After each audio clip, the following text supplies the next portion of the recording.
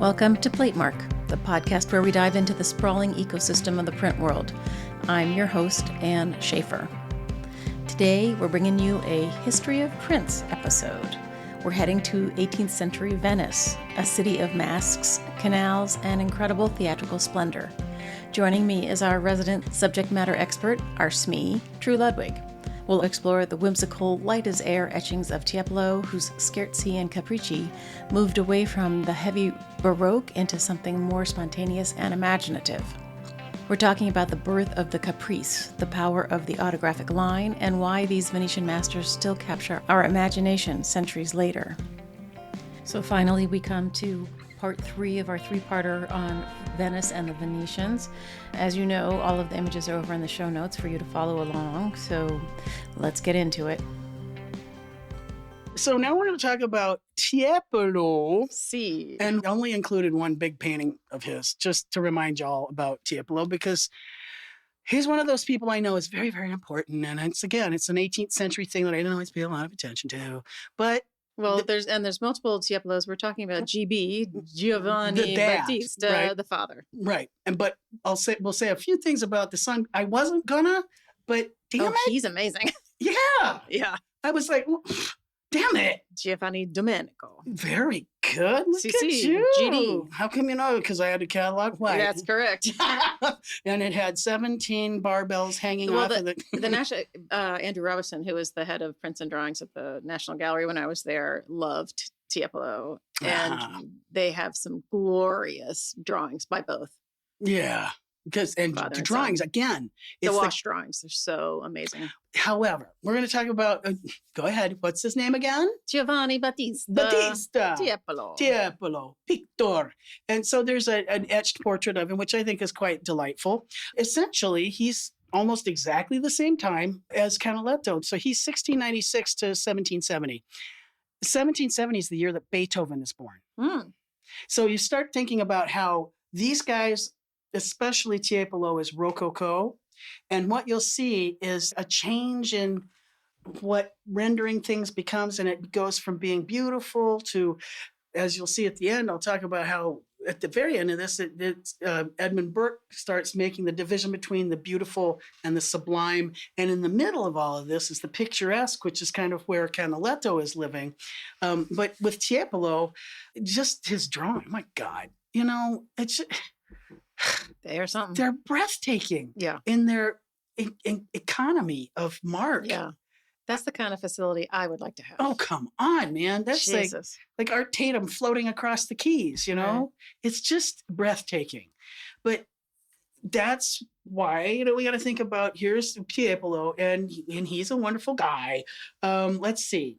He is, according to the Met, arguably the greatest painter of 18th century Europe and the outstanding first master of the grand manner. Okay. Well, fine. His art celebrates the imagination by transposing the world of ancient history and myth, the scriptures and sacred legends into a grandiose and even theatrical language. Now, that's the thing about all of the images that these guys are making in their painted work. It's so learned. They know ancient history. They know the myths. They know the scriptures. They know these things, and they render them. Peter Milton. Yeah, it's just, some of us would research these. They knew them, and their ability to put all of these ideas together and slather them across the ceiling and make somebody, it's the 4 continents, and that's the apotheosis of Spain. And it's just, come on, man, it's ridiculous. So, all of these things, his art with its genial departures from convention and its brilliant use of costumed splendor celebrates the notion of artistic caprice, capriccio, and fantasy, fantasia. In his hands, the informal oil sketch was raised to a primary art form worthy of being collected. And that's the point.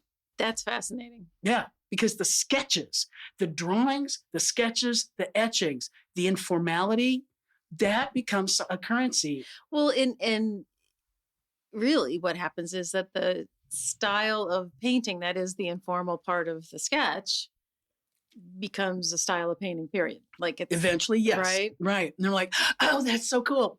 When we look at the Bracamond, the early unfinished, right? Yeah, the state proof. I'm like, oh God, that's great. And the students all love the second state, not the finished fifth state. I'm like, there's too much there. And it's Rubens' sketches. So freaking Constable sketches. Oh, come on. I mean, it's just not fair. And that's the thing, because drawings are this marvelous. They're not a means to an end. They are an end unto themselves. They're just this marvelous moment of when the mind and the point hits the page. That's an amazing episode right there at that moment. It's so immediate. And it can be the first idea, the first contact, the first wrestling with an idea. Yeah. And you literally go. And you can feel it. And going for a walk with a line, like Paul Clay said, it literally, the touch is so evident. Yeah. I think that's the thrill of it for me, is just to see, how long did he bite it? Those flickering lines of Canaletto. Well, get ready for more. So let's see. Now, this is an important fact to make. The 18th century notion of painting as a staged fiction, something intended to involve the viewer on a purely imaginative level, was in line with the theater practice of the day, especially opera.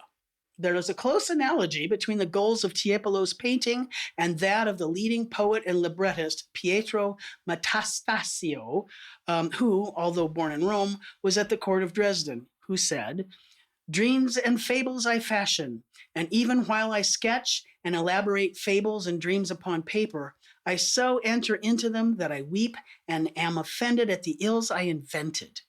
But I am wiser when art does not deceive me." The point is, make stuff that takes you someplace. It may be an invenzione. Remembering, going back to that concept of the disegno, the invenzione, the idea of the artistic, it goes back to the Renaissance. The idea that you bring to it is more important in some cases than the finished artwork.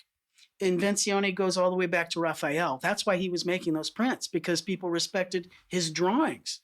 Remember the Judgment of Paris? I'm like, oh, yes, let's make a print of that. Shows what a badass I am. Tiepolos' first masterpiece was a cycle of enormous canvases painted to decorate a large reception room in Venice. They depict, and this is the thing, ancient battles and triumphs, and allowed Tiepolo the opportunity to introduce exotic costumes, ancient sculpture, and artifacts, and violent action that seems at times to spill out of the frames and into the room. And it kind of extends the Baroque, where sometimes the painting becomes a figure, a sculpted piece that'll come towards you. It's the Rococo. I can't say it in a classroom anymore, but I'm going to say it now. The Rococo, with all of its lovely little devices and its frilliness and its silvers and its pastels and its lighter businesses, still is more of a distillation of the Baroque, which was big and heavy and loud and had all of the bigger, brightest, bestest, loudest, strongest. Drama. Right? And so when we think about, for me, when I try to explain it to students, you have let's say the Baroque of Rubens and those wonderfully huge, thunderous women. Somebody who really idolized him was Watteau, who was painting exactly at the same time as these guys. Right? Watteau was working in the 1720s, 30s, 40s, and he looks to Rubens. But if you look at his figures and the lovely delicacy that they're wafting around in the landscape, where we're going to get on this beautiful boat to Cythera, it is Baroque is D cup and Rococo is B cup. Right? It's lighter, it's more delicate. It still has all of the beauty, but it's you think about Versailles versus the Salon de Soubise in Paris. It's a lovely little salon. It's a parlor where we can all have a nice little conversation. It's just that we're all bright, we're smart, we're lovely, we're pretty. We can put on the costumes of the Commedia dell'arte, but it's not this ponderously heavy. It's lost 100 pounds. But I always come back to this idea of people having time. Yes. Oh, come on. It's always the art of the rich. Right. Of course it is. Right. Come on. The Grand Tour. Yeah, the kid from Iowa didn't take any damn Grand Tour. Let me tell you that, okay? I detasseled corn. Thank you very much, Have a happy 30th anniversary, Anne. Oh, Come on. No. That's why we're having our Venice, so that I wanted this to be like your love. The gelato store is right over there. That's right. So sweet. All right, let's see. So obviously Tiepolo had this huge career painting frescoes in villas and palaces and churches and so on and so forth. And the thing that most folks are going to recognize him for is the Würzburg frescoed ceiling. But I just wanted to plunge this in here so that you get a sense of why his etchings look the way they do. I finally figured it out. So let's see. When he did the frescoes for the Würzburg Palace, it's the whole palace was designed by Balthasar Neumann, and it is in Würzburg. And who did he make it for? Oh my gosh, it's the Residence. Oh, and he actually painted in the Palazzo Real in Madrid too. Oh. Yeah, the guy got around. That. Yeah, he sure did. I mean, he was massively popular. Now, just looking at this, I've got the whole damn ceiling up here. It's so vertiginous. Okay, now tell us what you mean, because I know what you mean, but what do you mean? Well, I feel like, there have been trompe l'oeil-esque, you feel like you're there ceilings before. Yes, the Baroque ceiling painting. Sure. Mm-hmm. Or what about the little angels in Mantua? Right. And it all goes back to that. Yeah. Right. But this is like, it just soars. Exactly. And it still uses perspective. You still have incredible foreshortening on those figures. But the figures on the edges are just like, yeah, they're going to fall on us. Exactly. Yeah. But they're not as terrifying, I think, as you would see in some of those Baroque ceiling paintings. But also, you see how much more pastel and light. And it's got an atmosphere that looks like it could absorb these figures. Unlike, those huge galumphing things in the Baroque. It's something breathtakingly sweet about this. And by the way, the literature says that this is the largest fresco in the world. And I'm like, wait a minute. And I went back and Sistine. Yeah. And in theory, it could be that it's larger than the Sistine. Whoa. Which pisses me off because the Sistine's like 5,000 feet. This is like 7,700 feet. Like, oh God damn it. Gosh. But they're completely different creatures, okay? Yeah, absolutely. There's like, size doesn't always count. But the idea, the Catholic Church soaring to heaven kind of idea carries water, but I feel it, and I'm sure that there's a lot of that going on here. But to walk into a room like that and feel like it's open to the air must be amazing. Of course. Now, I'm going to I have not been to Würzburg. I didn't get to this castle, so just being able to see the close-ups and looking at this massive ceiling fresco, what I want for you to notice is all of the different kinds of characters. You've got the different continents, and you've got all kinds of things that are happening. And he's had to cook up all of these figures, and you notice that there's this piling up along the bottom, and then things just start getting absorbed into the heavens. Look at the ruins that are there. It's really absurd. Look at how this is sitting on top of actual architecture. Right. What the hell? He's working with a librettist. I can tell you right now that I bet you that's the continents of the Americas right there, right. The Native American. It's an amazing thing. So this is his bread and butter. He's known across the European continent and down into Spain. Look at this. You see how... It must take forever to do. Indeed. And so why would he even need to stop and do any etchings? That's a great question. Why? But he must have assistants. Yes, and his sons would assist him a little bit too. But look at how this is Rococo, the pastels of this, The pink in the sky is amazing. Yeah, and we've seen it, the golden hour kind of thing, But all of these different kinds of histories and the places, now we're in Africa and she's riding a camel and so on and so forth. And then there's an actual sculpted figure that's becoming part of it. It's not fair, but it is, glorious. But, there's the way you get this, you have to come up with these little vignettes of these people. And that, I think, is why he went and did these Scherzi. Oh. Because I think that they're like, well, okay, I had to make it all big for a ceiling, but now I can enjoy these people. I'm going to have a little afternoon chat with them kind of a thing, So when we go look at the Scherzi that he came up with for this, it's going to be really quite pleasing to see why he, I could be doing frescoes and making piles of money. But the beauty of this etching process is that it is autographic. You're writing a drawing onto a surface and you can make more of it. So, he starts making prints as early as the 1730s. And he comes up with 2 series. The first one that we're going to look at is the Vari Capricci, and there's 10 in that. And he works on those in the 1740s. And then he comes up with this whole set of Scherzi, which is, there's 23 of them. Isn't it about 10 years later? I also had to share with you this, look how proper and how very Baroque he is in this portrait. It's done, again, he's got the flashy outfit on. He's got this Got a wig on. Yeah. So did Antonio Canal. Yeah. Right. It's this, but there's still some kind of a lovely kind of informality of him like, oh, I see, you've walked in on me. So you can see that eventually the cycle of prints will be put all together and put out there in 1785. But Zanetti, who was his biographer, had said, hey, I'll take your etchings and I'm going to put them into my whole collection of prints. Zanetti was showing the prints of Liechtenstein that he had added prints by Tiepolo to the collection. And it was saying, being of a most spirited and piquant taste and worthy of the highest esteem. Spirited and piquant. Tasty. Es schmeckt sehr gut. So, but the neat thing is with all these ceilings that have to have all this history and drama and all this other stuff, the Scherzi and the Capricci that you're going to see, are just going to be these strange little groups, guys, soldiers talking to a kid, or a man and his horse and the groom, or a woman sitting there with her kid, or again, it's this almost like I'm taking my wig off and I'm going to do some nice little drawings for myself. I find it really interesting how, there'll still be some classical urns and stuff. I mean, it's still the Enlightenment, blah, blah, blah. But the one thing I did was put all of the images on one page so that if you, as we say, soften your gaze and you look at just the compositions of these etchings, I'm wondering what you get from them. Do they think about disegno versus colorito. Right.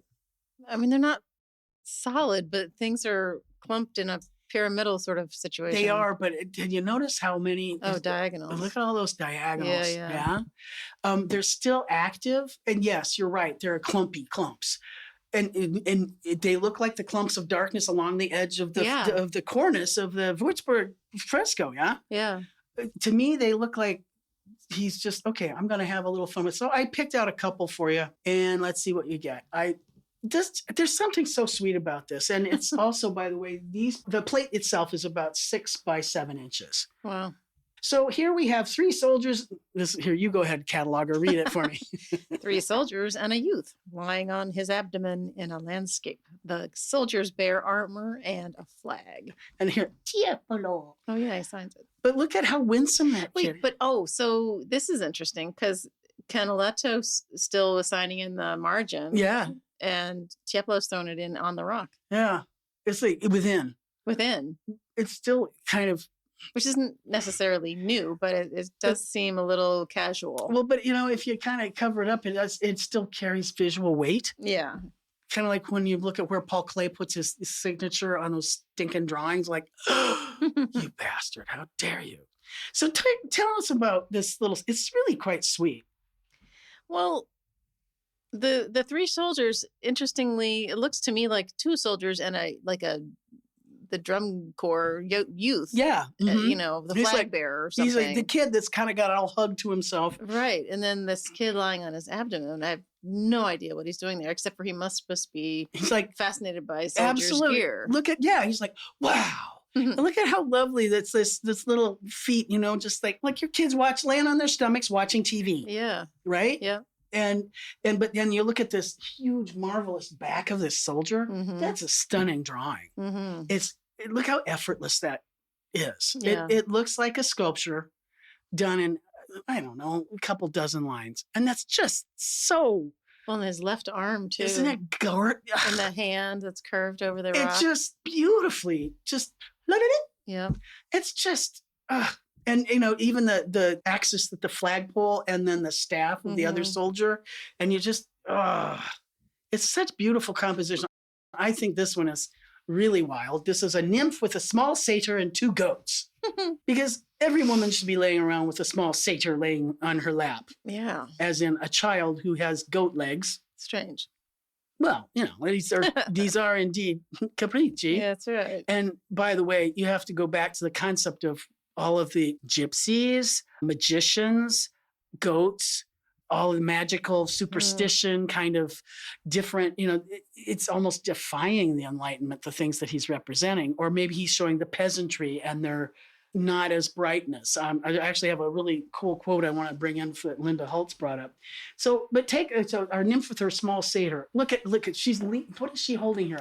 Is that a mirror? A mirror? It seems like, and look what's in the mirror. His signature. Huh. What do you think? And look at how rocky outcropping. Yeah. And that's the trunk of a tree and a couple little branches just whisked in there. And look at that bank of clouds. Just yeah.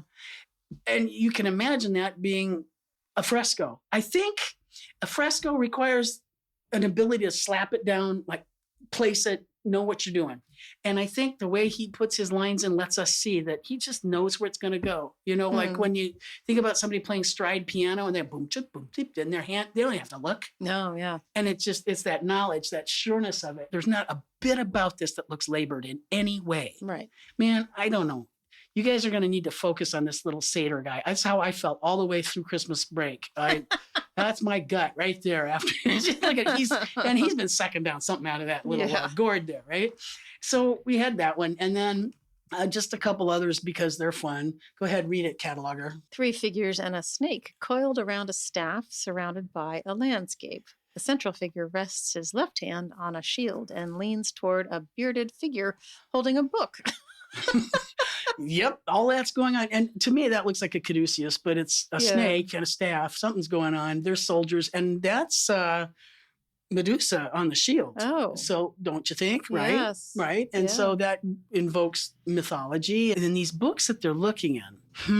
What's in these books? Like books from a James. Why would you be referring to a book in the middle of a journey or stop on? Like, what are you cooking up? Or you got spells? Or look at the Roman helmet that's here too. And again, another gorgeous back. Yeah. It's just painful to see how glorious that is. Wait, there's more because I get you more. Here we have the standing philosopher and 2 other figures.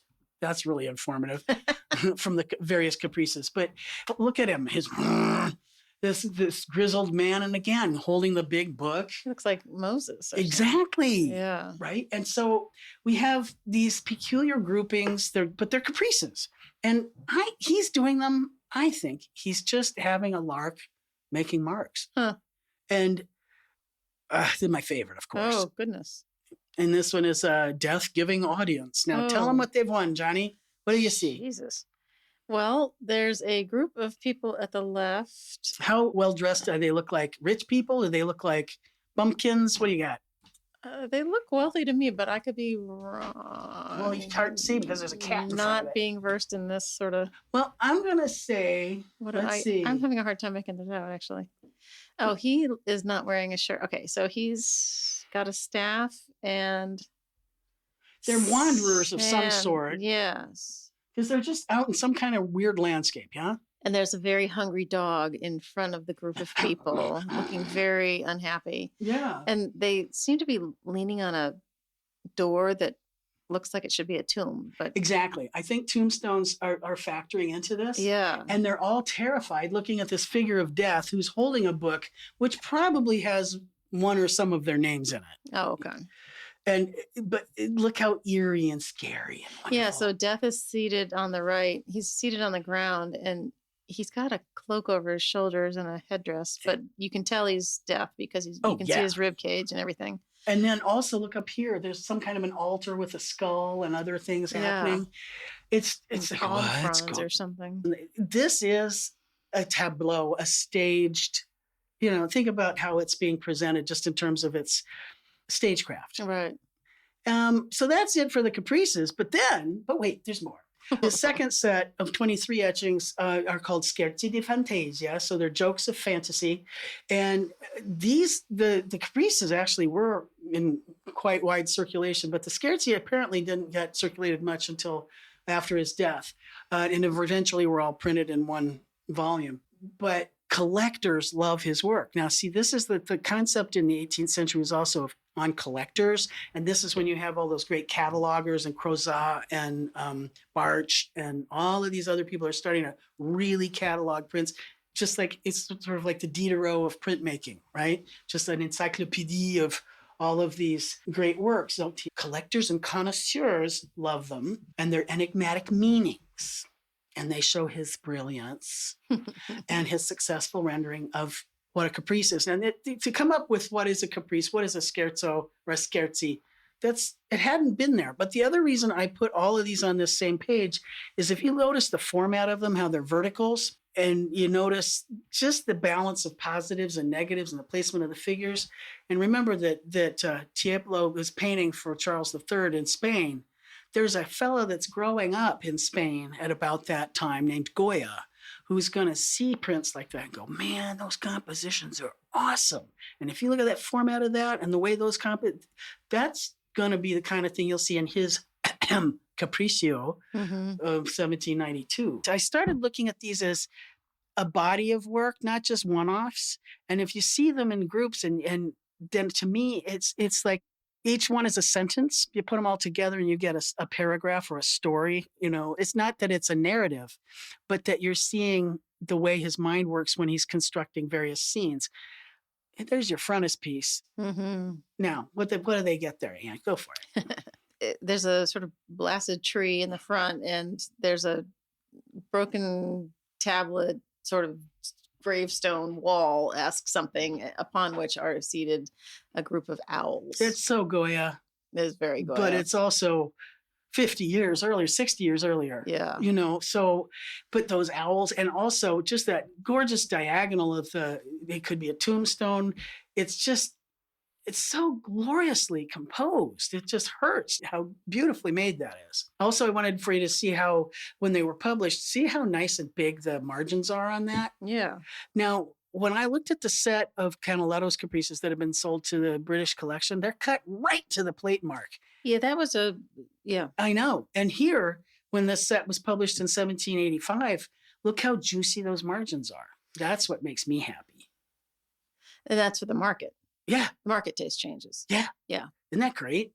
Now, but wait, check out the text on your frontispiece. Isn't that wonderful? Yes. Scherzi di Fantasia.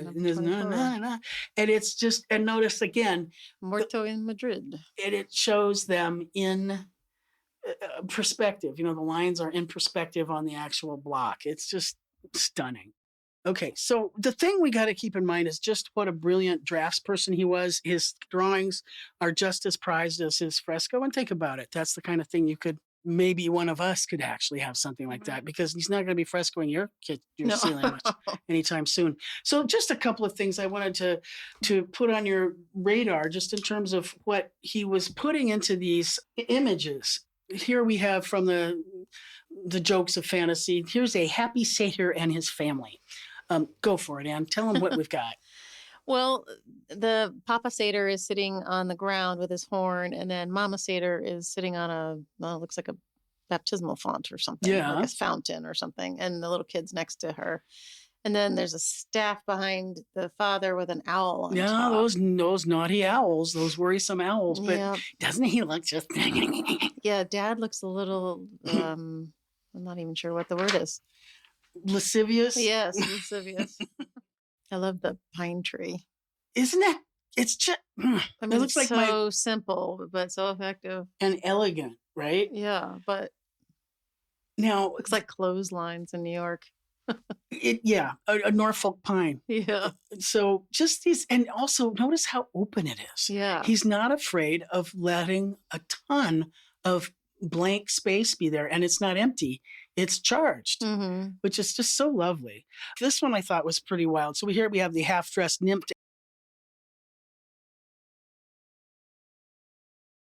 and two children surrounded by four men. But she looks pretty snarky. But, you know, the way that the previous image was so spare, this one's got a lot more light and dark push. But again, it's not about cross-hatching. It's about this economy of line. The way the marks are put in, it's kind of like the parallel hatching that we would have seen in early Italian engravings, Right. as opposed to the northern cross. There's that snake crawling up that staff again, so we've got satyrs. We have, again, there's another kind of gorgon on a shield. There are all of these peculiar kinds of things that he just piles up and has too much fun with, all these different kinds of people. This one to me looks like the mama is this, well, she doesn't have the same legs, never mind, but it's the same model basically. Yeah. Right? Yeah. And then in the lower right on the half-dressed nymph, there's like, it's the Pan's flute or something, and which he's dropped and has been disappeared or something. It's just, and then look at these beautiful horses in the back. It's just... And there's the same tree. Right. I think they just, she just rocketed around the edge. He brings in the most value there. This is one of those, I come up and see my etchings, and you could spend hours with these drawings. I'm particularly fond of this one, the magician pointing out a burning head to two youths. What? Oh, yeah. Well, and it's all of these eerie, peculiar, foreboding, dangerous, poor people. Well, that's oddness. what all the owls are doing, right? And the owls are always harbingers of something terrible, right? Here's a line that I wanted to share with you. Most savored the autographic qualities of etchings by Rembrandt. And I think you can see the Rembrandt that's showing, because Rembrandt was starting to really enjoy. He had the first, I wanted to bring up the point. Remember the Bailey reprinting of the Rembrandt plate of the 100 Guilder print that's coming out, that wild craziness of loving Rembrandt in the 1770s, and he chops up the plate because everybody wants a piece of Rembrandt. You can see this all falling into that love of sketch. Look, there's a Rembrandtian mark to that. Right. It's really quite wonderful. He also loved the Mannerist and the picturesque elements of Ugo de Carpi's chiaroscuro woodcuts. He said, so his biographer, Tiepolos' biographer, had a cousin who said that Tiepolo distinguished two kinds of people who appreciated prints. The general public, who preferred carefully finished prints, especially those with strong contrasts of light and shade, and artists and connoisseurs, who like prints engraved with great speed and liveliness and with broad strokes. This is a connoisseur's group of prints, It's those picturesque reproductive prints the general public kind of want. Hey, it looks real. I like that. Right. And this sophistication. Yeah. And here you go. Okay, there's a magician, there's some people, they're thinking about spells, they're castings, their books are those full of bad omens. Tiepolo's rich and fertile genius shines above all in his prints. By golly, magicians factor very strongly into this whole set of scherzi, looking dangerous and looming, and and again, they're still marvelous. They're not even the size of a piece of printing paper, of typing paper. 8.5 by 11. That Xerox paper. Okay, except Xerox paper. Who uses paper?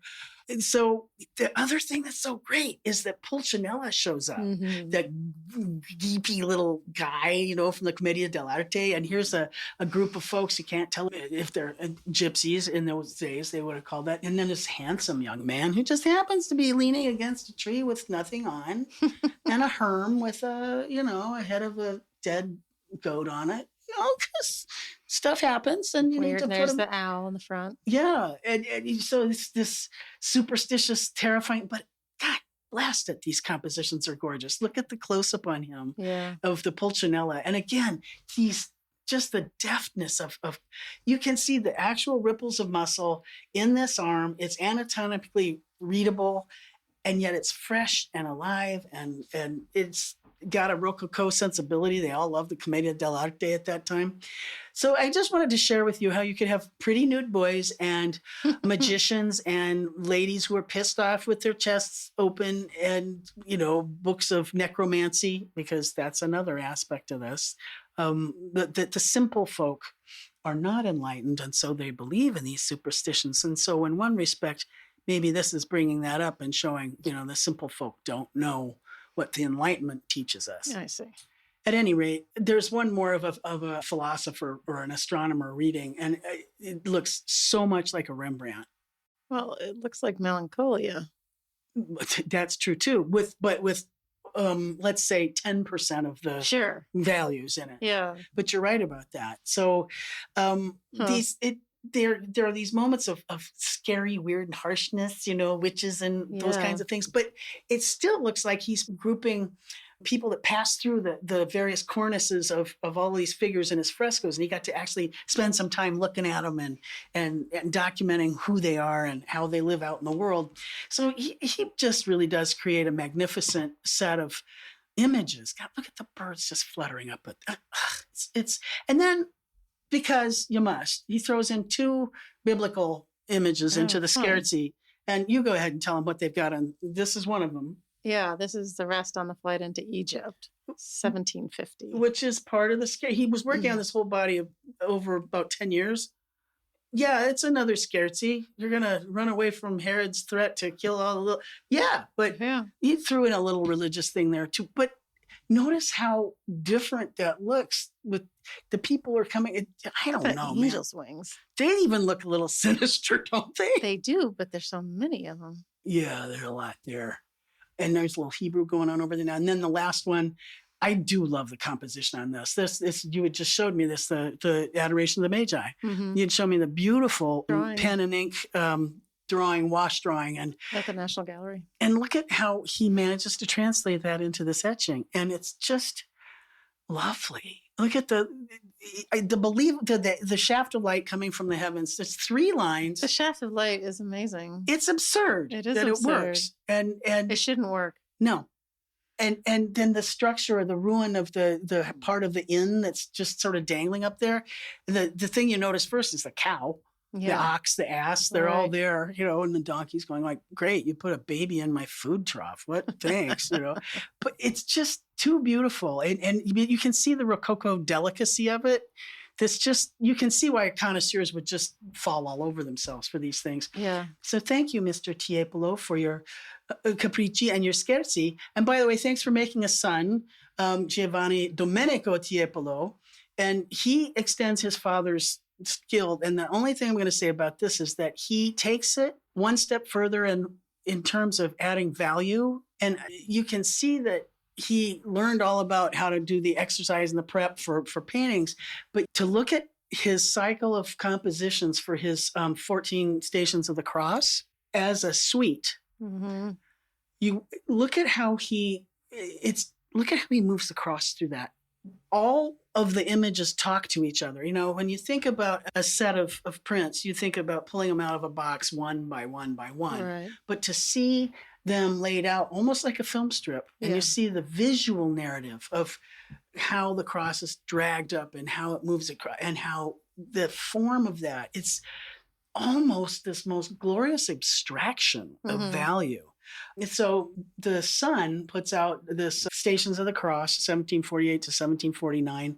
And I just wanted for you to enjoy a couple of them, the title page. But if you look at the Condemned to Death etching, what do you see here, Anne? It's oh boy, we're almost done. Okay, so there's a group at the top of a building on a balcony, I guess. And that's Christ up there, I'm assuming.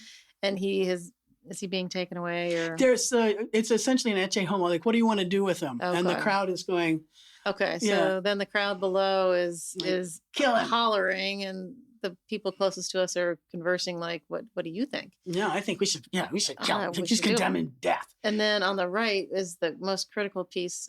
It's huge. It's a big piece.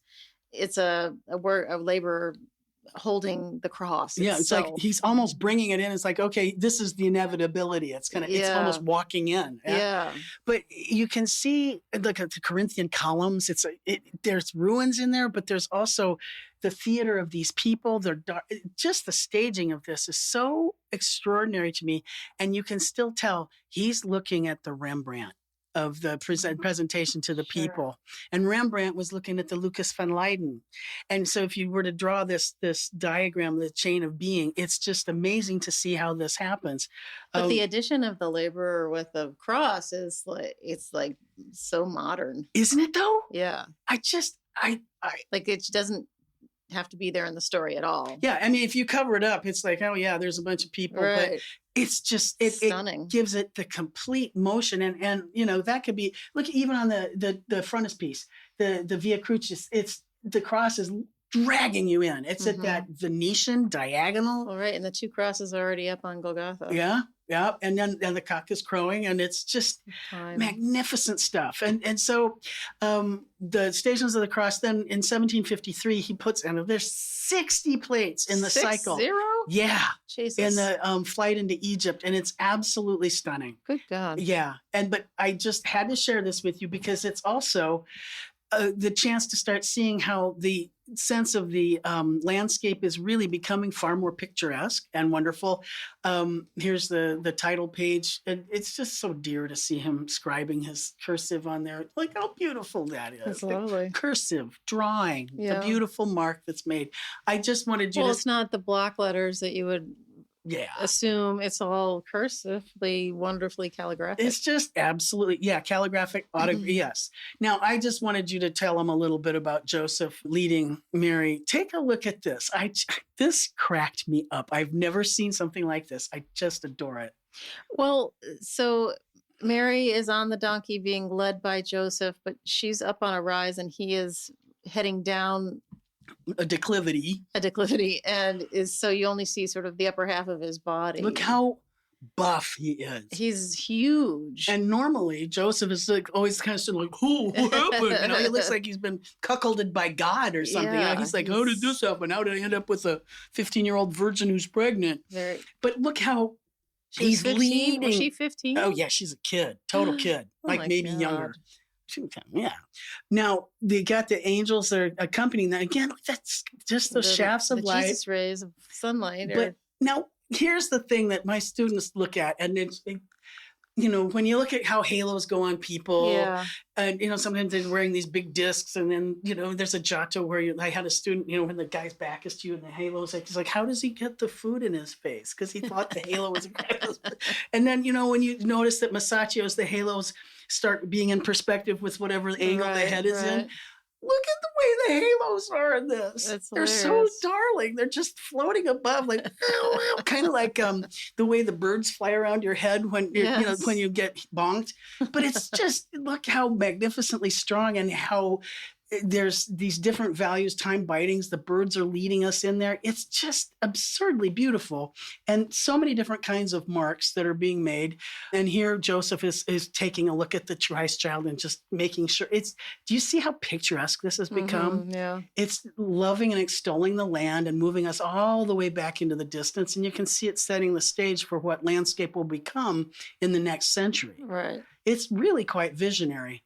And I would be remiss not bringing that to your attention, because these Venetian etchers have taken us from, just a brand new kind of composition and the pageantry of it, and saying, I'm making some of these for myself, or these are the little areas that I enjoy, and this is the kind of drawing that I'm going to do.